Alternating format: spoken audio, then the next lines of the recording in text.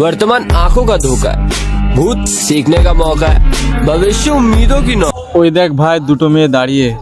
আরে ভাই তুই তো মেয়ে তুলতে স্পার্ট, এমনও সামনে ঈদ আসছে, চল ঘোরাও হবে। একটা মেয়ে তো কোনো ব্যাপারে না, তুই 2 মিনিট দাঁড়া, আমি যাবো আর আসবো।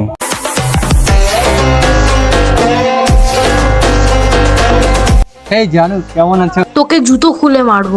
ওকে, নো প্রবলেম।